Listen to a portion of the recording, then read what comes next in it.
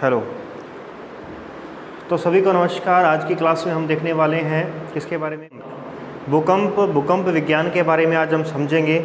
हालांकि हमने जब पृथ्वी की आंतरिक संरचना जो हमने टॉपिक किया था उसके अंदर भूकंप के बारे में लगभग हमने विस्तार से देख लिया था, क्योंकि हमें भूकंप जो है वो ज्वालामुखी से ज़्यादा जो जानकारियाँ प्रदान करता है।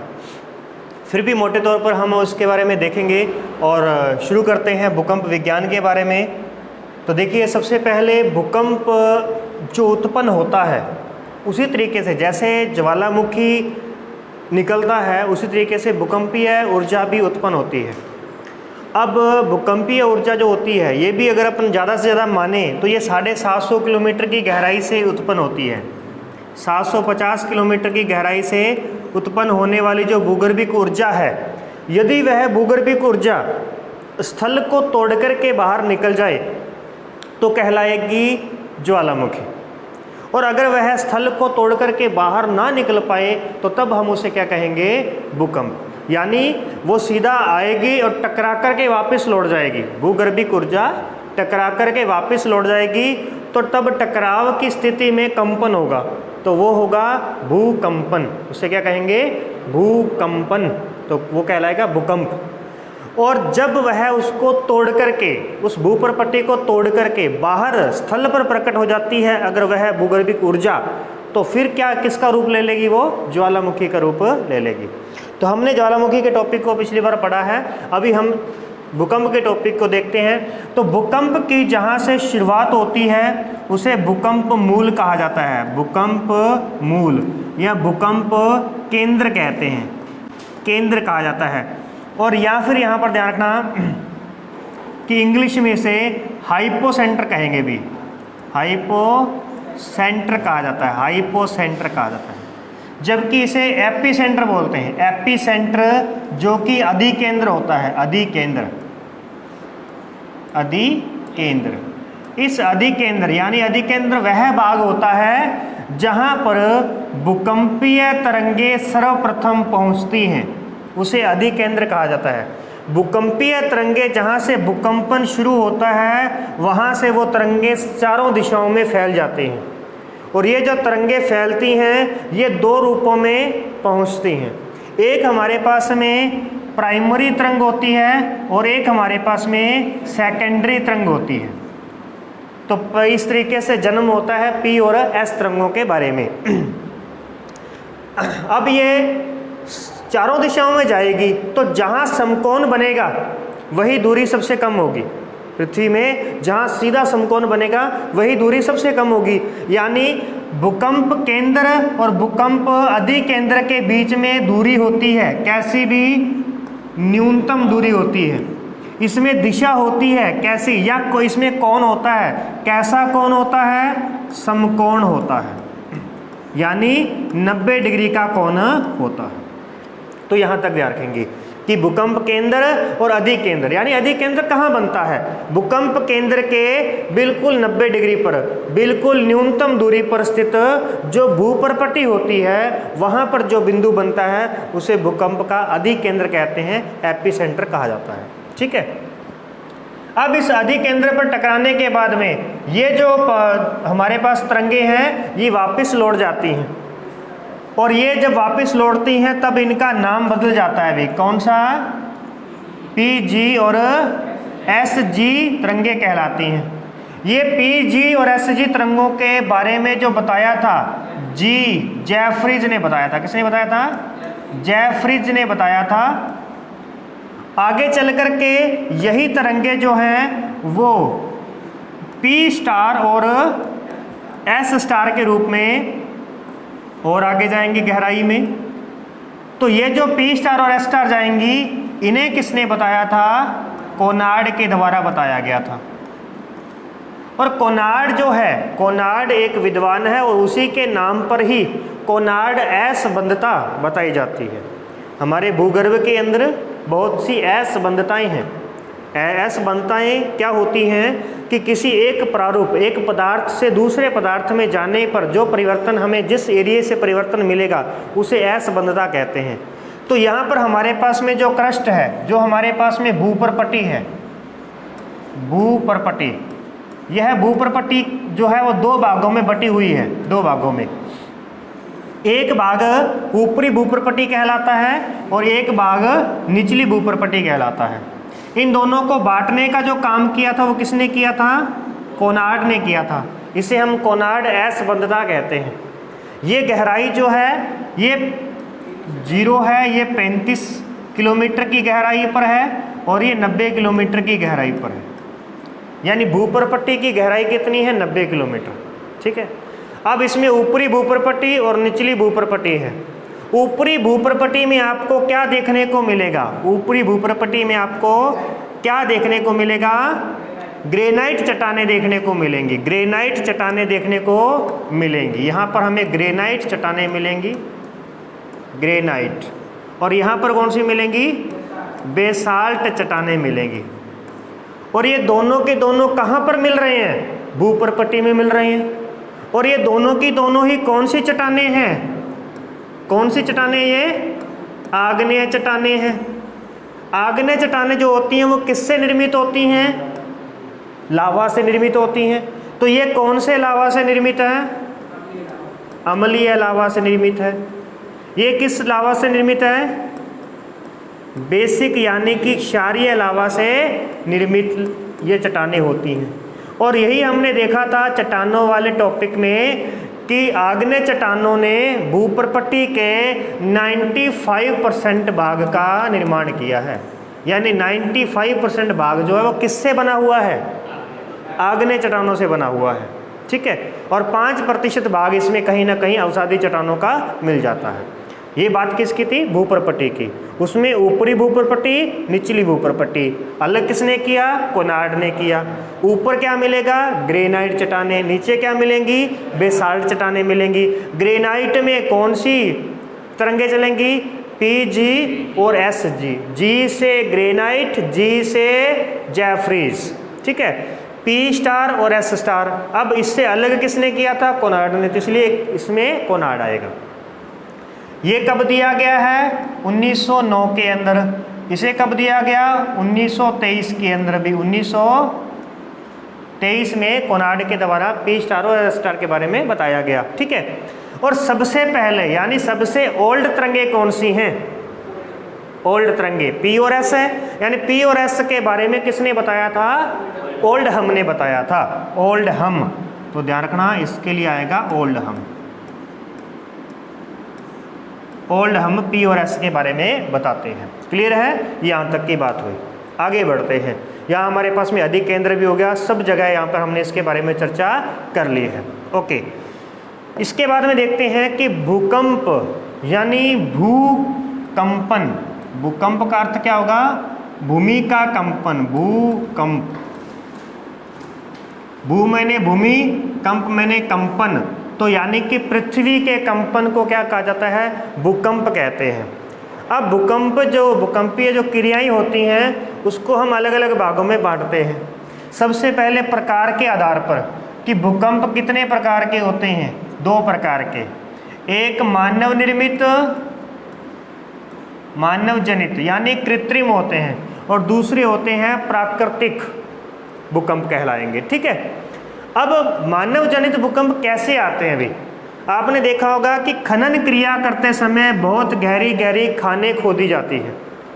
सोना बहुत ही गहरी खान से निकाला जाता है। हीरा जो है वो बहुत ही गहरी खान से निकाला जाता है, जिस वजह से जब उन खदानों के अंदर कभी कोई ज़्यादा मिट्टी बाहर निकालने की वजह से उसमें जब कोई हलचल होती है तो उस वजह से वो खदानें ढह जाती हैं, और ढहने की वजह से जब कंपन आता है तो वो है कंपन कृत्रिम कंपन कहलाता है, जो कि खनन क्रिया से उत्पन्न होता है। फिर होता है विस्फोट या परीक्षण। विस्फोट या परीक्षण से उत्पन्न भूकंप। जब कोई विस्फोट किया जाता है या परीक्षण किया जाता है उस समय भूकंप आते हैं। ठीक है।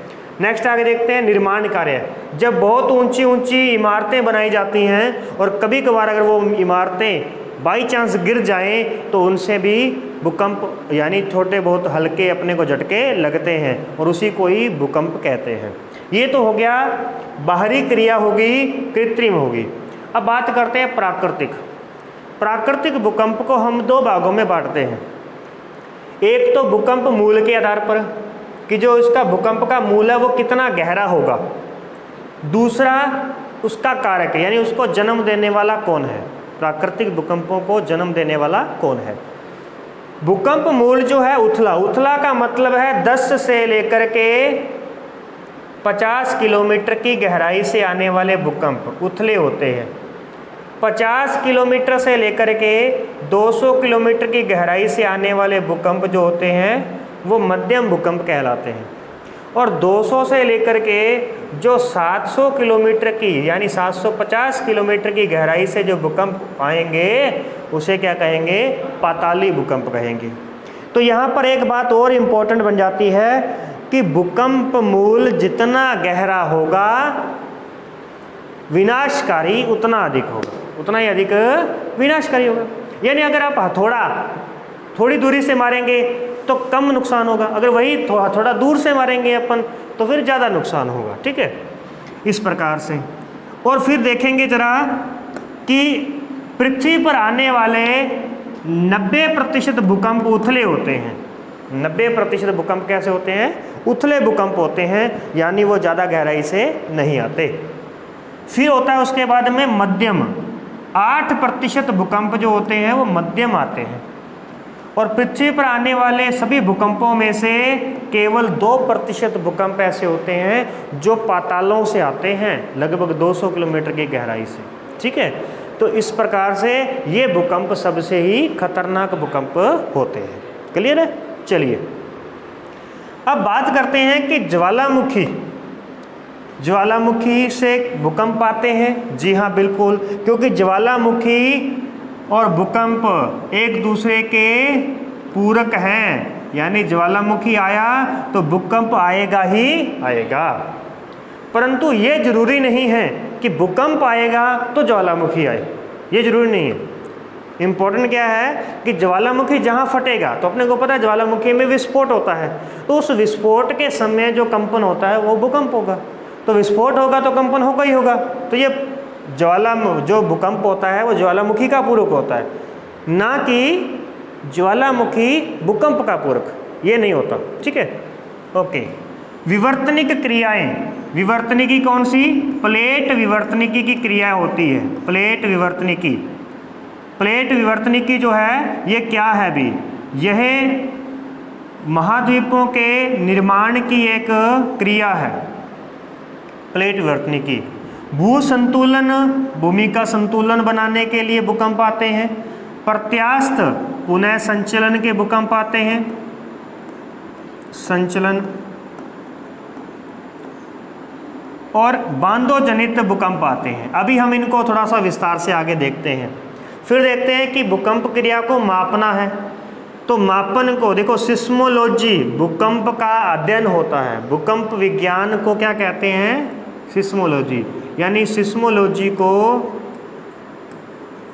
भूकंप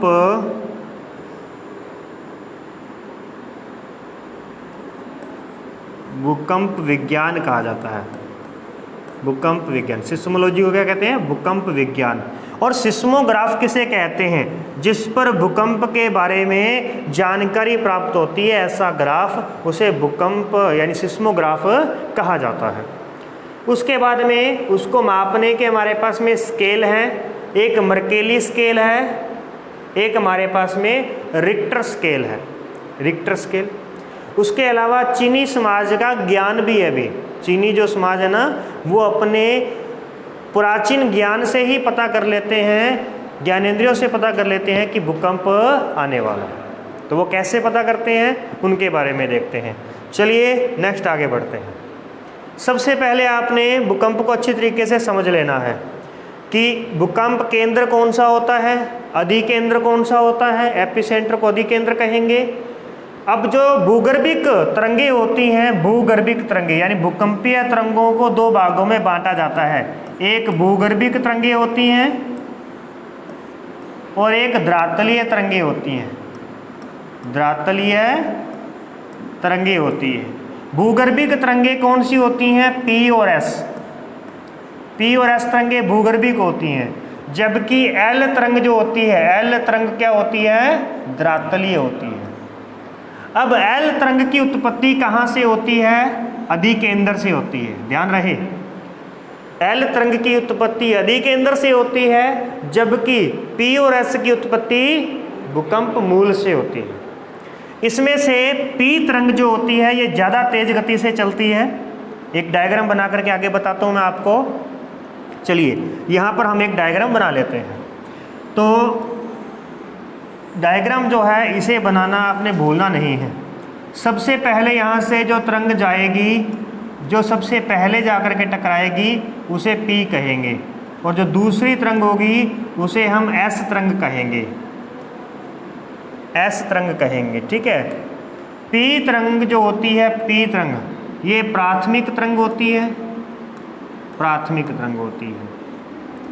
यह ध्वनि के समांतर होती है, ध्वनि तरंगों के समान चलती है, इसलिए इसे क्या कहते हैं भी, अनुदैर्ध्य। क्या कहा जाता है, अनुदैर्ध्य तरंग कहते हैं। इनकी गति बहुत अधिक होती है, 7 से 8 किलोमीटर पर सेकंड ये इनकी गति होती है। फिर उसके अलावा अगर हम बात करें तो ये हमारे पास में पी के बारे में हो गया। एस की बात करें तो ये सेकेंडरी यानी कि द्वितीयक तरंग होती है, और यह प्रकाश तरंगों के समान चलती है, प्रकाश तरंगों के समान। प्रकाश तरंग आई तो इसे हम क्या कहेंगे भी, अनुप्रस्थ। क्या कहेंगे, अनुप्रस्थ तरंगे होती हैं ये वाली, अनुप्रस्थ। और इनकी जो गति होती है वो 5 से 6 किलोमीटर पर सेकंड होती है। क्लियर है, ये हो गई। अब यहाँ पर टकराई अधिकेंद्र पर, अधिकेंद्र, अधिकेंद्र, अधिकेंद्र क्या होता है, भूकंप केंद्र से न्यूनतम दूरी पर स्थित धरातलीय बिंदु, ठीक है। भूकंप मूल, भूकंप मूल से न्यूनतम दूरी पर स्थित धरातलीय बिंदु अधिकेंद्र होता है। इस अधिकेंद्र से एक तीसरी तरंग का उत्पन्न, तीसरी तरंग उत्पन्न होती है जिसे कहते हैं एल तरंग। तो ये कौन सी होगी भी, तृतीय तरंग हो जाएगी, तृतीय तरंग। और इसे कोई हम क्या कहेंगे, धरातलीय तरंग कहेंगे, धरातलीय, ये धरातलीय तरंग है। तृतीय तरंग तो ये कैसे चलती हैं, ये लहरदार चलती हैं, लहरदार। फिर उसके बाद में कि सर्वाधिक विनाश कहाँ पर होता है, सर्वाधिक विनाश कहाँ पर होता है, एपी सेंटर से जैसे जैसे दूरी बढ़ती जाएगी विनाश घटता जाएगा, वैसे वैसे जो हमारे पास में जनधन की हानि है वो कम हो गई, ठीक है, जैसे जैसे हम इस एपी सेंटर से दूर जाएंगे, ठीक है।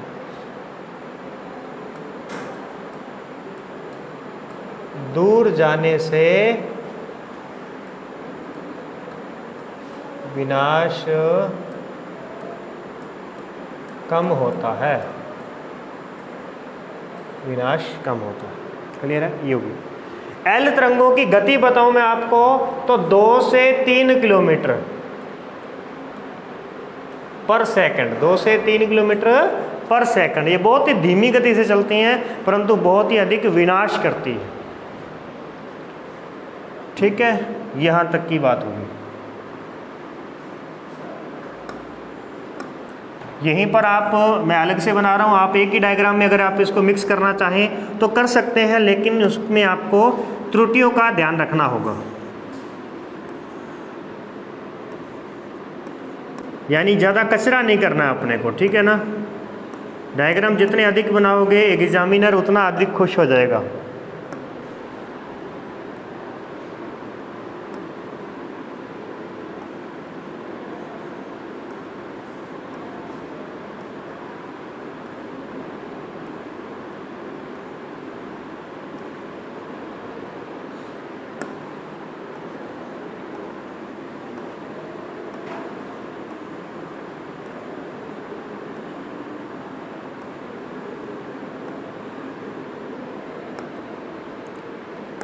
चलिए, तो क्या समझते हैं यहाँ से, ये होगी P, ये होगी हमारे पास में PG, P स्टार, ये होगी S, ये होगी SG वापस लौटते समय, S स्टार, ठीक है। ओके, फिर उसके बाद में आप देख पाएंगे ग्रेनाइट, बेसाल्ट, ग्रेनाइट और बेसाल्ट होगी, PG और SG,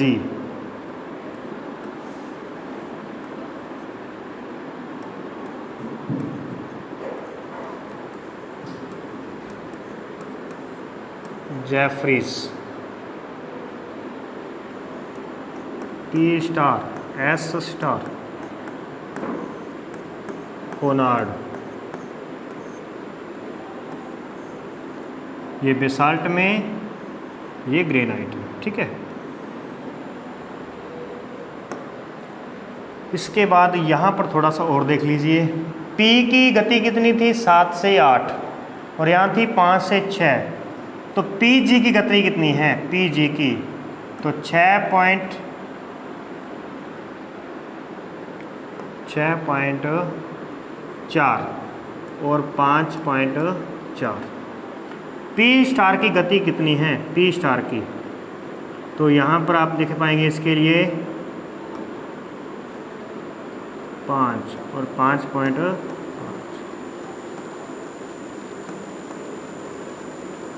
ठीक है, ये होगी। ओके,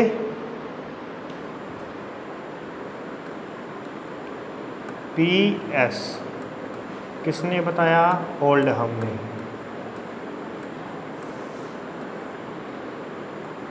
ओल्डहम, ठीक है। L किसने बताया, HD लव ने बताया L के बारे में, ठीक है। चलिए, ये लगभग हमने काफ़ी कुछ बातें इसके अंदर क्लियर कर दी आपकी, ठीक है, यहाँ तक की बात हुई। अब आगे बढ़ते हैं और फिर देखते हैं इसके बारे में और हमारे पास में क्या रह जाता है। चलें आगे, ठीक है। 6 से 8, ठीक है, कोई दिक्कत नहीं, उसके अंदर चलेगा, यही चलता है, इसके आसपास ही चलता है, 6 से 8, 7 से 8, कोई दिक्कत नहीं है।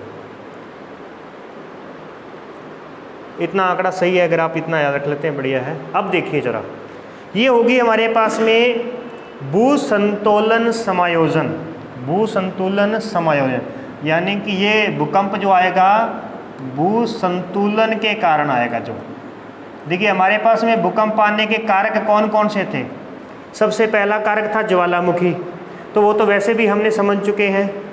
आप लिखोगे तो कैसे लिखोगे, आपने तो वो पूरी बातें उसके बारे में लिखनी है कि भी कारकों के बारे में लिखोगे, ज्वालामुखी भूकंप उत्पन्न होने के कारकों की व्याख्या कीजिए। तो सबसे पहले आपने लिखोगे ज्वालामुखी, तो फिर उसके अंदर आप लिखोगे कि भूकंप जो होता है वो ज्वालामुखी का पूरक होता है। जहाँ पर भूकंप ज्वालामुखी उत्पन्न होते हैं वहाँ भूकंप निश्चित रूप से ही उत्पन्न आते हैं, ठीक है। इस प्रकार से आप उनके बारे में लिख सकते हो कि ज्वालामुखी जो है विश्व में परिप्रशांत पेटी में आते हैं तो भूकंप भी वहाँ पर आते हैं, वो वितरण से संबंधित बात है। फिर बात आती है प्लेट विवर्तनिकी। प्लेट विवर्तनिकी क्या होती है कि प्लेटें जो होती हैं ना वो अलग अलग दिशा में गमन करती हैं। अब जैसे कि चलो यहाँ पर अपन देख लेते हैं, ठीक है, एक डायग्राम देख लीजिए प्लेट विवर्तनिकी से संबंधित। अब इसमें हमारे पास में सबसे पहले भूप्रपट्टी है ऊपर वाली। इस भूप्रपट्टी पर हमें जल भी मिलेगा, जलीय भाग मिलेगा एक जगह पर, ठीक है। और यहाँ पर हम देखते हैं कि ये जो भूप्रपट्टी है वो किससे बनी हुई है, सियाल से बनी हुई है। सियाल, सीमा, नीफे, नाम पड़ा है ना, सियाल, सीमा और नीफे। उसके बाद में देखिए ज़रा, तो यहाँ पर मैं बता देता हूँ आपको। चलिए अब मान लेते हैं कि यहाँ पर है हमारे पास में रेडियो एक्टिव तत्व। यहाँ उच्च ताप की वजह से, ऊंचे तापमान की वजह से यहाँ से भूगर्भिक ऊर्जा जो होती है वो रिलीज होती है, भूगर्भिक ऊर्जा उत्पन्न होती है। अब ये भूगर्भिक ऊर्जा ऊपर की ओर जाएगी, अगर उसको रास्ता मिलेगा यहाँ से वो तोड़ेगी तो यहाँ से वो भूगर्भिक ऊर्जा बाहर निकलेगी, ठीक है। और फिर उसके बाद में ये भूगर्भिक ऊर्जा जो होती है वो, क्योंकि सारी भूगर्भिक ऊर्जा तो ऊपर जा नहीं सकती, इसीलिए वो नीचे की ओर वापस आती है। अभी जैसे हमने हवाओं के बारे में देखा था, हवाएं, है ना, हवा कैसे चलती है, पहले गर्म होकर के ऊपर उठती है, ऊपर उठने के बाद में वो क्षैतिज चलेगी, फिर उसके बाद में वो नीचे आएगी, ये नीचे की ओर आएगी यहाँ पे। तो जहाँ पर यह भूगर्भिक ऊर्जा गर्म होकर के ऊपर उठ रही है और जिस बिंदु पर जाकर के ये टकरा रही है यहाँ पर, इसे कहते हैं हॉट प्लम। इसे क्या कहते हैं? हॉट प्लम, ठीक है, हॉट प्लम। और जहाँ पर ये ठंडी होकर के वापस आ रही है, ठीक है, ठंडी होकर के ये वापस आ रही हैं, ये भी कौन सा हो गया? Hot plum. इस हॉट प्लम के रास्ते से अब वो ऊपर चली जाएंगी तो ज्वालामुखी का निर्माण करेगी, ठीक है। ये होता है कोल्ड प्लम, कोल्ड प्लम। इस प्रकार से कोल्ड प्लम के सहारे यहाँ से ये प्लेटों को दूर करने का प्रयास करेंगी, ये प्लेटों को दूर करेंगी और यहाँ पर भी प्लेटों को ये दूर करेंगी। जो हमारी ऊपर सियाल सीमा है ना, सियाल को तोड़ेंगी, ये सियाल को तोड़ करके दूर करेगी और अपना रास्ता बनाएगी। जहाँ पर ये दूर करेगी ना, उस क्षेत्र के अंदर उस प्लेट को हम क्या कहेंगे भी? अपसरण कहेंगे। क्या कहेंगे? अप शब्द का मतलब क्या होता है? अप, दूर, है ना, और अभी का मतलब नज़दीक। और यहाँ पर जो है स्थान हमारे पास में, ये अभिसरण कहलाएगा, अभिसरण। तो पृथ्वी में जो हमारे पृथ्वी है, महाद्वीप है, वहाँ पर 6 मुख्य प्लेटें हैं भी, 6 मुख्य प्लेटें हैं, 6 मुख्य प्लेटें हैं। उसके बारे में मैं यहाँ पे लास्ट में आपको, हो सकता है यहाँ पर मैं लाया हूँ साथ में आज प्लेटों के बारे में, ठीक है, उसके बारे में मैं आपको यहाँ पे बताऊँगा। ये हमारे पास में जो है ये प्लेटें हैं भी, ये प्लेटों के बारे में दिया हुआ है यहाँ पे। इनके बारे में मैं लास्ट में बताता हूँ आपको कि यहाँ पर क्या हो रहा है। इस क्षेत्र में, इस क्षेत्र में प्लेटें एक दूसरे से दूर जा रही हैं, यानी दूर जाएंगी तो क्या कहेंगे? उसे अपसरण कहेंगे, ठीक है। यहाँ पर ये हमारी इंडियन प्लेट है। इंडियन प्लेट जो थी, इंडियन और ऑस्ट्रेलियन प्लेट जो थी, वो एक साथ आई थी, ये पूरी की पूरी, इतना ऐसा एक साथ आया था नीचे से। तो ये ऊपर की ओर गया इस प्रकार से, इस ओर ये दबाव बना रहा है अपना। तो इसी कारण से जहाँ टकरा रही है वहाँ पर भी क्या होगा? वो प्लेट, जो प्लेट भारी होगी वो हल्की के नीचे जाएगी, और जैसे ही वो नीचे जाएगी ना, तो वो कौन से एरिया में चली गई जहाँ उसको नहीं जाना चाहिए था। वो प्लेटें कौन सी थी? ऊपर की थी। अब एक प्लेट नीचे जा रही है, तो नीचे तो ऑलरेडी पहले से मलबा बना हुआ है, मैग्मा चैम्बर है नीचे। तो जैसे ये प्लेट नीचे जाएगी तो वो उसको भी क्या कर देगी? गला देगी। अब जो प्लेट नीचे गई थी, तो आपको पता है ये भाग उसका नहीं था, ये नीचे वाली परत का भाग नहीं है, ये ऊपर से आया है, तो इसीलिए वो इसको गला करके वापस ऊपर भेजेगी। और जब वापस ऊपर भेजेगी तो वहाँ पर फिर वो ज्वालामुखी उत्पन्न करेगी। तो जो ये तो ज्वालामुखी से संबंधित बात थी, प्लेट विवर्तनिकी से संबंधित बात थी। तो भूकंप से कैसे संबंधित है? तो भूकंप का मतलब भी हो गया कि जब 2 प्लेटें टकरा रही हैं तो हलचल होगी। जब दो प्लेटें दूर जाएंगी, ठीक है, आप कपड़ा पकड़ोगे, उसको पकड़ोगे ऐसे, तो जब तब आवाज़ आएगी, तो आवाज़ आएगी तो बस वैसे ही भूकंप होगा। तो इस तरीके से ये जो होता है प्लेट विवर्तनिकी के कारण भूकंप आते हैं। चलिए एक बार अपन वापस चलते हैं और वहीं पर जाकर के देखते हैं। तो ये हो गया हमारे इस प्रकार से प्लेटों के बारे में। ये होता है सेटअप प्लेटों का अभिसरण किनारा कहते हैं, किनारा होता है, और ये कौन सा होता है, अपसरण किनारा होता है, अपसरण किनारा होता है, ठीक है, ये रहा। तो हालांकि आपके प्लेट विवर्तनिकी टॉपिक नहीं है, परंतु फिर भी अगर हम कभी इसको फ्री टाइम में अगर कर लेना तो ये आपको बहुत से बातों को समझा देगा कि पूरी पृथ्वी पर ज्वालामुखी कैसे निकलते हैं और मैदान, पठार, गर्त कैसे बनते हैं, ये हम सब चीज़ें इसके थ्रू पढ़ सकते हैं। तो किसी फ्री टाइम में हम इसके बारे में अच्छे से अध्ययन करेंगे, ठीक है। फिलहाल के लिए इतना। अब आगे बढ़ते हैं। तो हमने प्लेट विवर्तनिकी के बारे में भी देख लिया। अब आती है बारी भू संतुलन की, कि भू संतुलन भूकंप कैसे लेकर के आते हैं।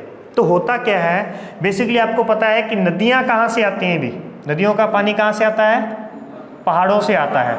जब वो नदियों का पानी आता है तो अपने साथ में वो नदियाँ क्या करती हैं, अपर्दन करती हैं। अपर्दन करके वहाँ की मिट्टी को लाती हैं कहाँ पर, डेल्टा में।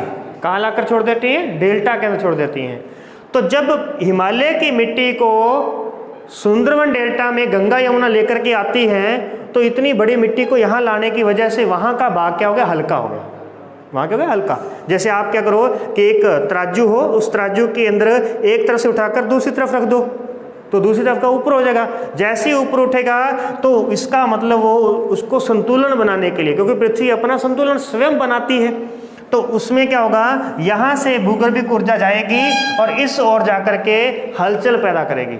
और हलचल पैदा करेगी तो जो ये यहाँ पे नीचे एक्स्ट्रा पदार्थ होगा ना, यहाँ से दबाव लगने की वजह से वो पदार्थ नीचे गया, तो नीचे वाले पदार्थों को गला करके वो यहाँ पर ला करके थमा देगा इस ओर। यानी अपन क्या करते हैं कई बार कि अगर कोई मान लो पहिया, अपन गाड़ी रोड आगे ढलान पर जा रही है, नीचे की ओर जा रही है, तो अपन क्या करते हैं, पत्थर उठाकर उसके नीचे लगा देते हैं। तो सेम ऐसे ही, जैसे अगर मान लो ये उधर से उठ रहा है तो एक समय ऐसा आ जाएगा कि ये पलट जाएगा, तो इसलिए पलट ना जाए इसके नीचे हमने एक जैक लगा दिया। तो इस जैक लगाने से इसमें हलचल होगी और उसे कहेंगे, उससे क्या होगा, भूकंप। तो ये वाला जो भूकंप होता है किस वजह से आता है, भू संतुलन की वजह से आता है, या भू संतुलन समायोजन। समायोजन यानी कि एडजस्टमेंट, ठीक है। अब आप इसमें लाइन कैसे लिखेंगे, आप लिखेंगे कि पहाड़ों से जब नदियाँ निकलती हैं तो वो ये अपने साथ मिट्टी का अपर्दन करती हुई आती हैं और आगे चल करके वो निक्षेपण कर देती हैं। तो निक्षेपण होने से वहाँ मलबा ज़्यादा हो जाता है। ज़्यादा मलबा होने की वजह से पीछे के जो पहाड़ हैं वो हल्के हो जाते हैं। इसीलिए उन पहाड़ों पर जब कोई भूकंप आता है तो वह भूकंप भू संतुलन भूकंप कहलाता है। बस दैट्स ऑल, इतनी बात करनी है। अब सेम टू सेम बात, यदि यही की ही बात बांधों से संबंधित आ जाए भी, यही की बात कहाँ से आ जाए, बांधों से। जैसे अभी तक हमने देखा कि ये हमारे पास में पहाड़ है, अब हमने इस पहाड़ों के बाद में यहाँ पर बांध बना दिया, यहाँ पर ये डैम बना दिया, ये क्या बना दिया, बांध। इससे होगा क्या कि जो नदियाँ आज तक अपना जल यहाँ पर आगे ले जाकर के यहाँ निक्षेपण कर रही थी ना, वो अब निक्षेपण कहाँ करना शुरू कर देंगी, बांधों की तली में। निक्षेपण कहाँ पे होगा, बांधों की तली में। अब बांधों की तली में निक्षेपण होने की वजह से यहाँ पर भार बढ़ेगा, और यहाँ पर भार बढ़ेगा तो यहाँ से क्रैक आएगा। यहाँ पे क्या होगा, क्रैक। यहाँ पे क्या आएगी भी, दरार आएगी, और दरार आएगी तो भूगर्भिक ऊर्जा को बाहर निकलने का मौका मिल जाएगा और यहाँ पर भूकंप आएंगे। तो ऐसी सिचुएशन में जो भूकंप होते हैं उसे हम क्या कहते हैं, बांधों जनित भूकंप। बांधों से जनित भूकंप। तो ये भी लगभग किसके जैसे हैं भी, भू संतुलन की तरह ही होते हैं। तो इस तरह का उदाहरण जो है वो कोयना बांध है महाराष्ट्र का। महाराष्ट्र का कोयना बांध, कोयना बांध 1967 में आया था, सबसे बड़ा बांध भूकंप आया था कोयना बांध के अंदर। महाराष्ट्र में है ये, महाराष्ट्र में। महाराष्ट्र। तो इसके बारे में ये ध्यान रखना कि महाराष्ट्र में जो कोयना बांध है वहाँ पर जो भूकंप आया था वो किस प्रकार का भूकंप था, वो बांधों जनित भूकंप था। वहाँ अधिक मलबा जमा होने की वजह से अब ऐसी कंडीशन में ये बांध टूट भी सकते हैं, और टूटेंगे तो ये बाढ़ भी लेकर के आ जाएंगे, क्योंकि बांध टूट गया तो एकदम से पानी निकलेगा तो बाढ़ आ सकती है। क्लियर है, इस प्रकार से ध्यान रखेंगे। और ऐसा ही कोयना बांध में एक और भूकंप आया था 1993 में। यह गौण था, अभी गौण, यानी ये हल्के झटके थे इसके, लेकिन ये क्या था, मुख्य भूकंप था, सबसे खतरनाक। ठीक है, ये बात होगी यहाँ पे। इसके बाद में आगे देखते हैं और कौन सा हमने प्रकार लिखा था, कारकों में क्या लिखा था, और साथ साथ में नोट्स बना रहे हो तो बताओ जरा। एक हमारे पास में ज्वालामुखी से उत्पन्न था, ज्वालामुखी। दूसरा हमारे पास में था विवर्तनिकी। ठीक है, विवर्तनिकी, विवर्तनिकी। ठीक है, तीसरा था हमारे पास में भूसंतुलन, भूसंतुलन। चौथा था हमारे पास में बांधोजनित, बांधोजनित। और पांचवा है प्रत्यास्थ पुनः संचलन, पुनः संचलन। अब ये जो भूकंप होते हैं ना, प्रत्यास्थ पुनः संचलन, ये गर्म मरुस्थलों में आते हैं। इस प्रकार के भूकंप गर्म मरुस्थलों में आते हैं, गर्म मरुस्थलों में आते हैं, जहां पर दैनिक तापांतर उच्च होता है। दैनिक तापांतर क्या होता है अभी, उच्च होता है। दैनिक तापांतर का मतलब क्या हुआ कि एक दिन के अंदर, एक दिन में, दिन का सबसे गर्म समय का तापमान माइनस दिन का सबसे ठंडे समय का तापमान।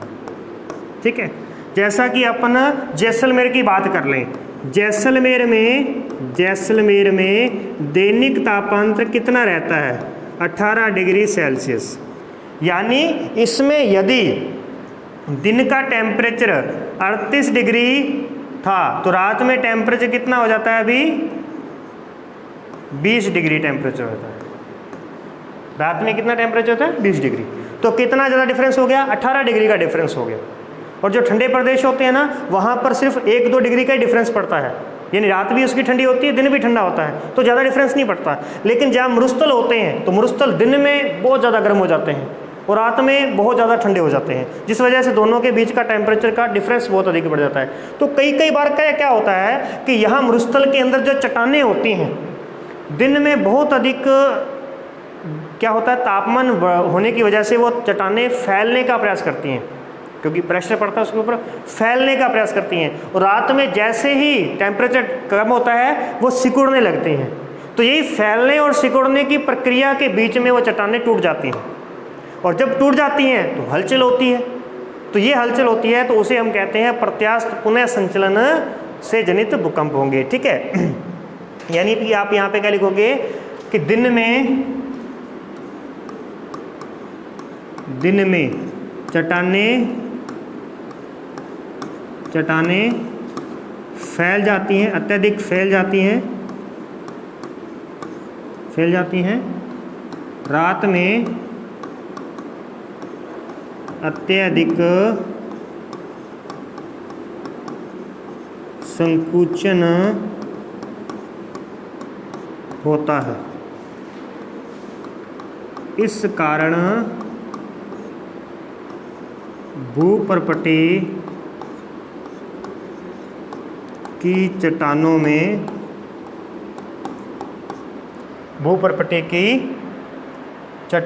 क्या होती है, अभी चटकन होती है। चट्टानों में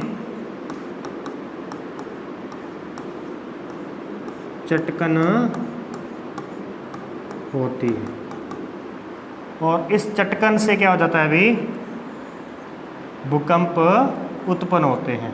और ऐसा कहाँ पे होता है, अत्यधिक गर्म मरुस्थल में होता है, अत्यधिक गर्म मरुस्थल के अंदर ऐसा होता है।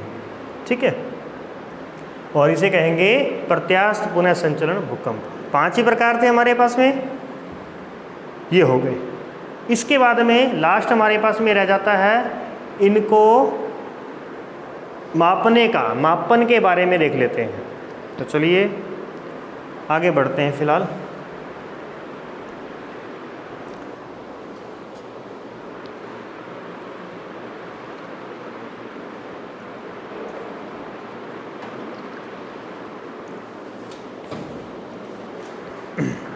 हो गए नोट?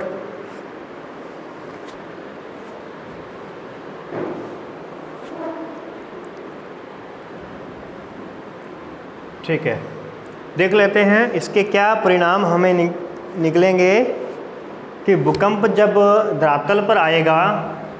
सबसे पहले देखिए ये कौन सी हो गया अभी, लहर। एक तरंग के बारे में बता दिया कि जब अपन पत्थर फेंकते हैं तो ये देखो इस प्रकार से यहाँ पे लहरें उत्पन्न होती हैं।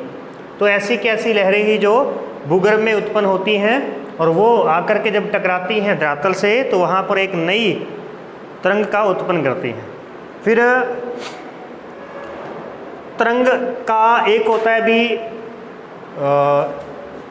लेंथ, जिसको वेव लेंथ बोलते हैं। वेव लेंथ यानी कि एक तो होती है आवर्ती, एक होती है तरंग की आवर्ती। आवर्ती का मतलब होता है कि भी इस बिंदु को ये कितनी बार टच करती है, 1 मिनट में कितनी बार टच करती है, वह क्या होती है, तरंग आवर्ती होती है, जिसे हम तरंग दैर्ध्य भी बोलेंगे शायद तक। ठीक है, फिर यहाँ पर आपका होता है एक वेव लेंथ होती है। वेव लेंथ यानी कि तरंग की लेंथ कितनी है। अगर तरंग की लेंथ अधिक है, यहाँ से गई फिर यहाँ आई, ऐसे लंबी लेंथ है, ठीक है ना, तो फिर तो इसका मतलब वो तेज़ गति से आ रही है, बहुत अधिक तेज़ गति से। और अगर उसकी लेंथ बहुत ही कम है, लेंथ बहुत कम है, यही यहाँ इतनी होती, तो इसका मतलब वो बहुत ही धीमी गति से बढ़ रही है। ठीक है, और ये होती है फ्रीक्वेंसी, यानी कि इसका पीरियड होता है 1 सेकंड। 1 सेकंड में ये कितनी बार इस पॉइंट को टच कर रही है, यह है फ्रीक्वेंसी, आवर्ती जिसे बोलते हैं, आवर्ती। इस प्रकार से आवर्ती देखी जाती है। अब यदि ये भूकंप धरातल पर आते हैं तो आपको पता है कि यहाँ पर क्या हो जाता है, अभी दरारें आ जाती हैं। इन भूकंपों से क्या आ जाती हैं, दरारें आ जाती हैं। और अगर यही भूकंप महासागरों में उत्पन्न होते हैं, अगर एपी सेंटर जो है, जो अधिक केंद्र है इसका, वो महासागरों में होगा, तो फिर क्या आएगा, सुनामी। क्या आएगी भी, सुनामी। सुनामी जो है ये जो है जापानी शब्द है, जापानी शब्द है सुनामी, ये इससे बना हुआ है। ये जापानी शब्द जो है इस जापानी शब्द से बना है, ये जापानी शब्द है, क्योंकि जापान के अंदर आए दिन भूकंप आते हैं और आए दिन वहाँ पे सुनामी आती है। ठीक है, इसीलिए वहाँ पर ये सुनामी का शब्द जो है दिया गया है। तो इससे बहुत ही जान मान की हानि भी होती है और साथ साथ में जो समुद्री जहाज वगैरह होते हैं उनको भी नुकसान होता है। ये सुनामी के बारे में इसको ध्यान रखना, ये जापान के द्वारा दिया गया शब्द है। इसके बाद में बात करते हैं कि सिस्मोलॉजी क्या होती है। सिस्मोलॉजी भूकंप विज्ञान।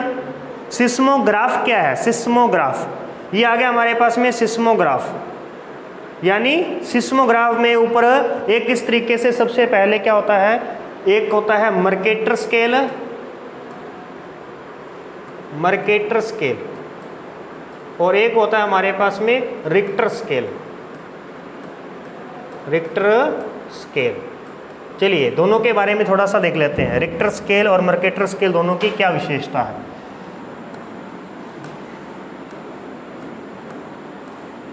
मर्केटर स्केल और एक है रिक्टर स्केल। अब मर्केटर स्केल जो है वो मर्केली के द्वारा दिया गया था और रिक्टर स्केल जो है वो चार्ल्स रिक्टर के द्वारा दिया गया था। अब पहले दिया गया था मर्केटर स्केल लगभग 1902 के आसपास भी, इसका टाइमिंग एग्जैक्ट टाइमिंग थोड़ी सी देखने वाली है। तो फिलहाल एक बार इतना ध्यान रखेंगे कि ये जो मर्केटर स्केल है इसमें उन्होंने जो स्केल बनाया था वो 1 से 12 तक की गणना के लिए बनाया था। 1 से 12 तक की गणना इसमें की जाती थी। इसमें जो गणना की जाती है वो 0 से लेकर के 9 तक की गणना की जाती है। यानी आपको सीधा सा ये बताना है कि जो इसमें गणक होते हैं वो कौन से कितने गणक होते हैं। उसमें 1 से 12 तक के गणक होते हैं और इसमें जो है 0 से 9 तक के गणक होते हैं। फिर देखेंगे कि ये जो स्केल था ये गुणात्मक था, भी गुणात्मक, जबकि ये वाला स्केल जो है ये मात्रात्मक है। ये कैसा है? मात्रात्मक। ये क्या करता है? तीव्रता को मापता है,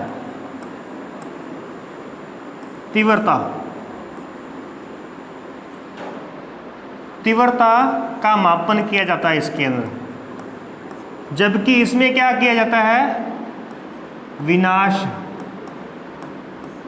विनाश का मापन किया जाता है, यानी नुकसान कितना हुआ उसके बारे में देखा जाता है और उस नुकसान के हिसाब से पता किया जाता है कि भूकंप जो है वो कितना आया होगा, कितने गणक का आया होगा, 1 गणक का आया, 2 का आया, कितने का आया होगा। इन्होंने पहले से सेट कर रखा है कि अगर पेड़ पौधे यानी सामान्य हलचल हो तो इसका मतलब 1 गणक, अगर कोई मकान गिर रहे हैं तो मतलब 5 गणक का भूकंप आया, ठीक है। अगर बड़ी इमारतें गिर रही हैं तो 10 गणक का भूकंप आया।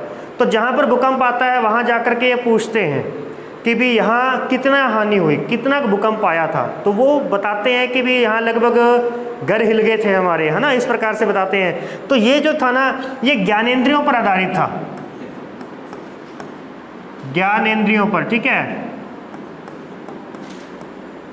ज्ञानेंद्रियों पर आधारित था, इसलिए यह गुणात्मक स्केल कहलाता है। गुणात्मक स्केल इसको कहा जाता है, ठीक है, इसमें ज्ञानेंद्रिय। जबकि इसमें जो होता है इसमें पहले से ही एक गणितीय मापन किया जाता है, इसमें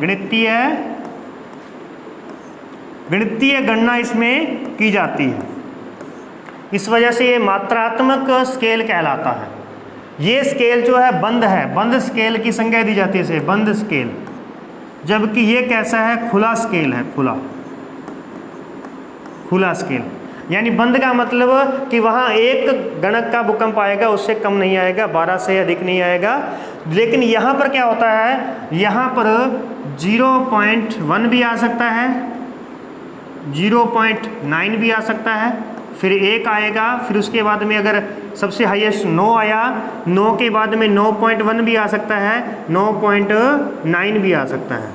तो यानी ये 9 से भी ऊपर तक गया और 0 से भी नीचे तक गया, 0 से भी नीचे तक गया और 9 से भी ऊपर तक गया। इसलिए ये खुला स्केल है, वो बंद है, 12 तक जाएगा, 12 से ऊपर नहीं जाएगा ना, तो इस प्रकार से वो उसे बंद स्केल कहा जाता है। इतनी बात हुई। अब वर्तमान में जो हम चल रहे हैं सिस्मोग्राफ, फिर क्या किया? फिर ये सिस्मोग्राफ बनाया गया। कैसे कि सिस्मोग्राफ किस तरीके का होता है उसके बारे में देखिएगा ज़रा।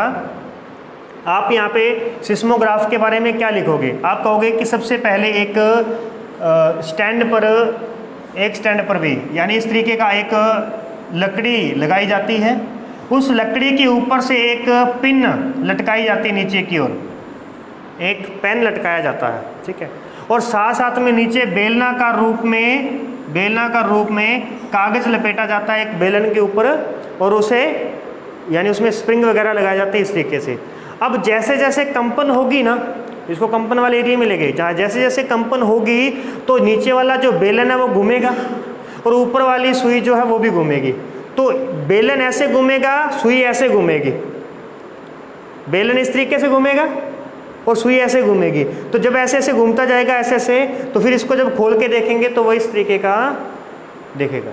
तो जहाँ पर उनको पता चला कि बेलन, ये सुई बहुत ज़्यादा रोटेट कर रही थी, क्योंकि बेलन की एक गति फिक्स की हुई है कि वो इतनी गति से चलेगा, लेकिन वो ज़्यादा चल रहा है, इसका मतलब भूकंप की तीव्रता उतनी ही ज़्यादा है। और जितना वो धीरे धीरे चल रहा है और उतनी भूकंप की तीव्रता क्या है? वो कम है। इसका मतलब यहाँ पर जो भूकंप आया उसकी तीव्रता कैसी थी?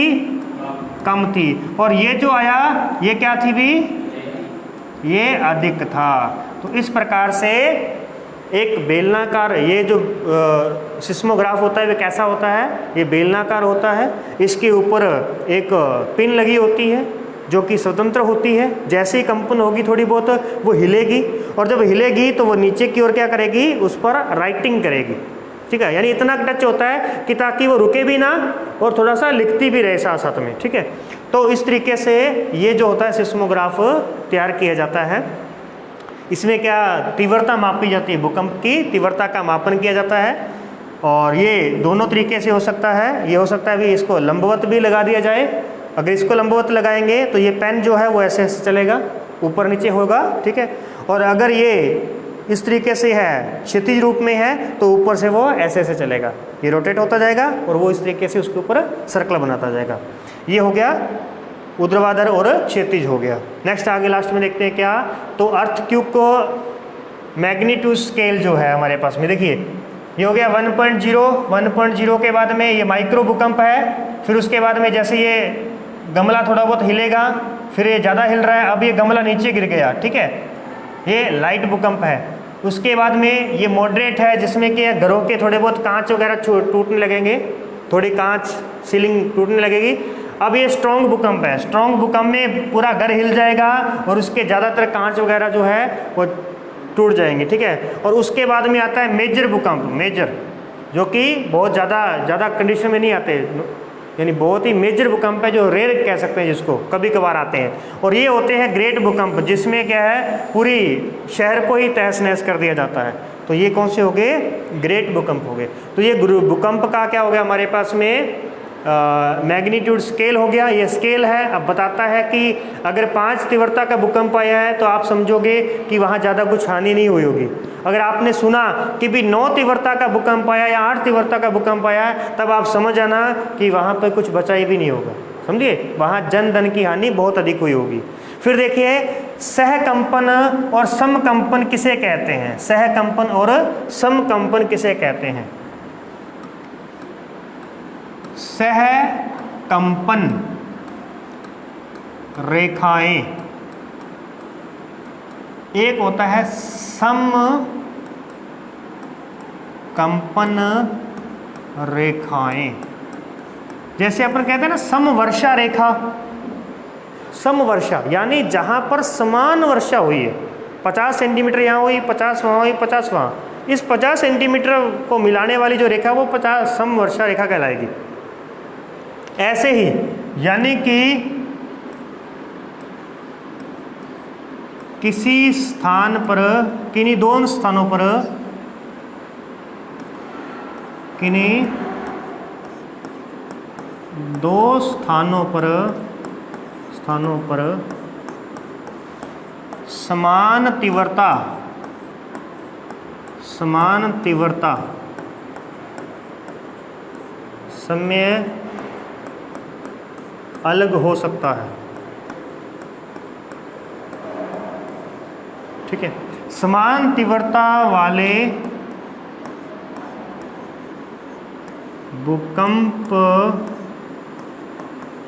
स्थानों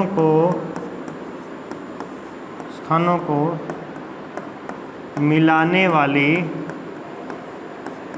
रेखा सहकंपन।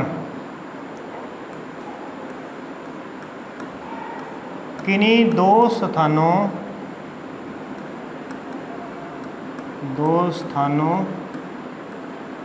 पर एक ही समय तीव्रता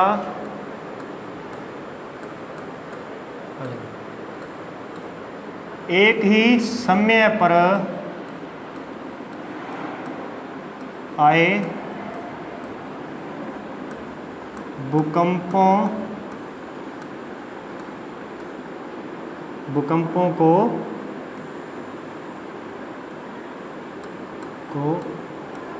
मिलाने वाली रेखा, मिलाने वाली रेखा, ठीक है।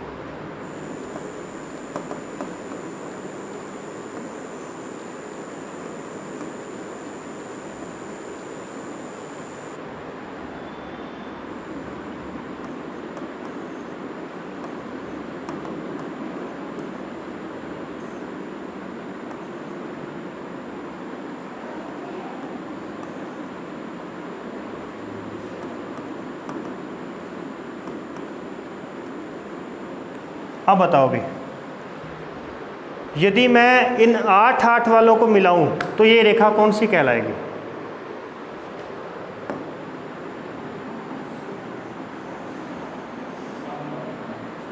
ये क्या कहलाएगी? समकंपन। ठीक है। और अगर मैं यहाँ पर एक बनाऊं इस तरीके से ग्रीन लाइन, ये वाली ग्रीन लाइन बना दूँ, ठीक है, ये कौन सी रेखा कहलाएगी? ये कौन सी रेखा कहलाएगी?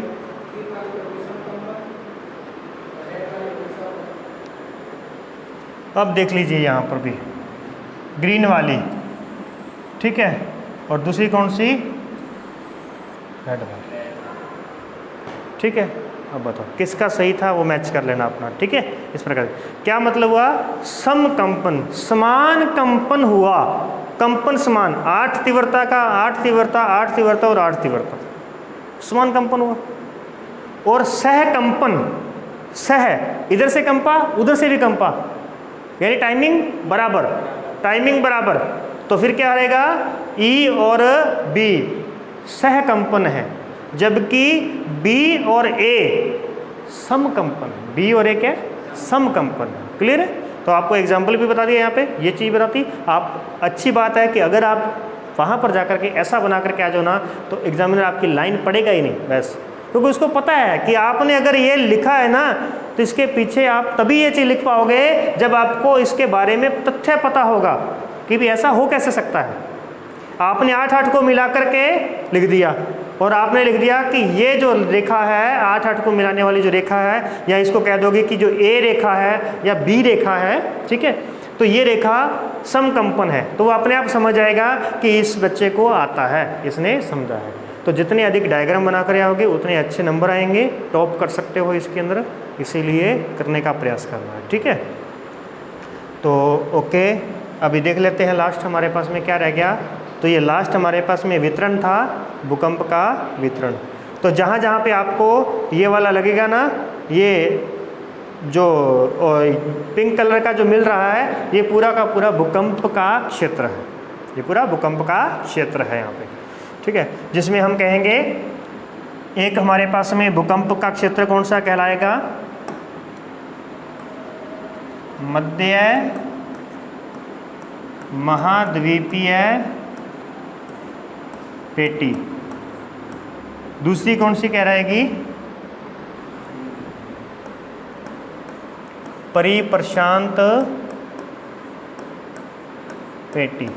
परिप्रशांत, प्रशांत के चारों ओर परिप्रशांत पेटी, जिसे अग्निवलय भी कहते हैं, रिंग ऑफ फायर भी कहते हैं। यानी ये ज्वालामुखी का क्षेत्र तो है ही है, तो भूकंप का भी है, परंतु इसमें इस बीच ध्यान रखना, ये जो है ना हमारे पास में इंडिया का एरिया है, ये ज्वालामुखी का नहीं है, यहाँ भूकंप का ही है ओनली। ये किसका है?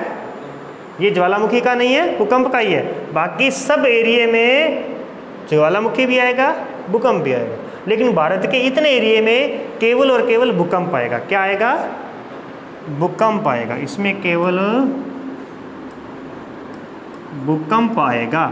इसीलिए इसको मिड पास कहा जाता है। इसे क्या कहते हैं? मिड पास कहते हैं। इसे क्या कहते हैं? मिड पास। क्लियर है? Okay, thank you. आज की क्लास में इतना ही।